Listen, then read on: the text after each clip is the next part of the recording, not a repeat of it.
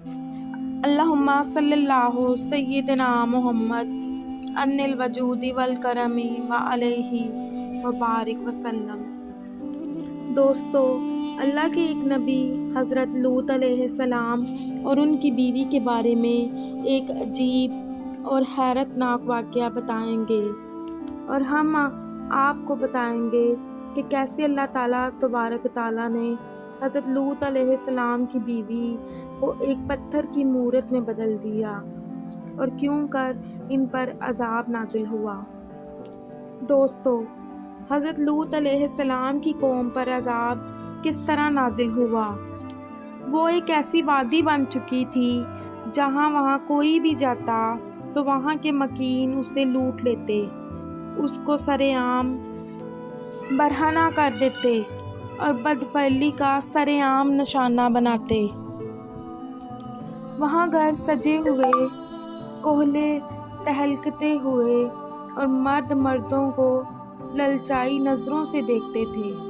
انہوں نے اپنی جسمانی اور نفسی خواہشات کو پورا کرنے کے لیے عورتوں کی بجائے مردوں کی جانب رخ کر لیا تھا، اور عورتیں بھی اس میں برابر کی شریک تھیں۔ عورتیں بھی ان کے ساتھ شامل تھیں۔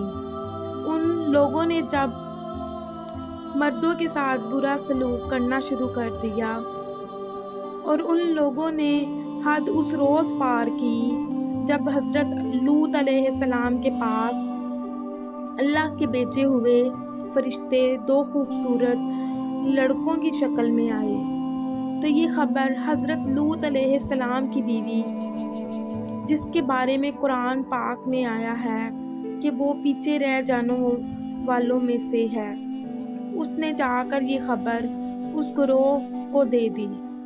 تمام لوگوں کو پتہ چل گیا اور وہ لوگ گروہ در گروہ دروازے توڑنے لگے، جھپٹنے لگے، اور ان کے ذہنوں میں انہی خوبصورت لڑکوں کے بارے میں خواہشات نفسیاتی ابھر رہی تھیں۔ شیطانی آلہ دھنک رہا تھا، شر نفسیاتی ابھر رہی تھی، شیطانی الاؤ دھنک رہے تھے۔ چاہتے تھے کہ جو لوگ لوط علیہ السلام کے پاس مہمان آئے ہیں انہیں کسی طرح حاصل کر لیں۔ حضرت لوط علیہ السلام انتہائی رنجیدہ ہوئے۔ فرشتوں نے کہا، آپ پریشان نہ ہوں، ہم اللہ کے بھیجے ہوئے دو فرشتے ہیں، یہ ہم تک تو دور کی بات یہ آپ تک بھی نہیں پہنچ پائیں گے۔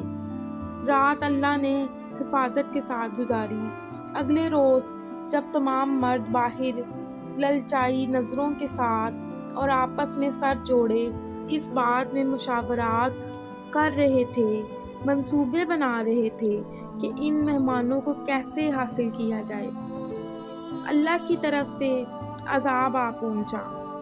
اس روح زمین کی ایسی وادی کے ٹکڑے ٹکڑے کو اللہ نے ہوا میں بلند کیا، اوپر اور اوپر، اتنا بلند کیا، اور پھر زوردار جھٹکے کے ساتھ واپس زمین پہ اس طرح مارا کہ 400 فٹ گہرائی میں چلا گیا، اور جس کی چیخ و پکار کی آوازیں آسمان پر فرشتوں نے بھی سنی،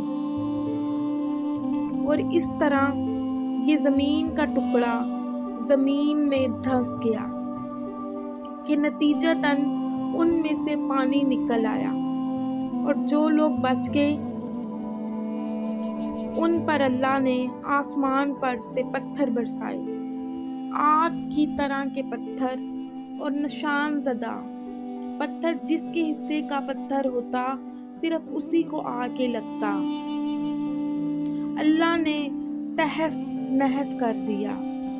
اور اس قدر غلیظ کام تھا یہ کہ اس کے نتیجے میں جو زمین سے پانی نکلا اور اس نے ان کی غلیظ لاشوں کو اپنے اندر دفن کیا، وہ پانی اتنا گندا ہو گیا کہ اسے ڈیڈ سی کہا جاتا ہے، بحیرہ مردار کہا جاتا ہے، جس میں زندگی کا تصور آج تک بھی پیدا نہیں ہوا۔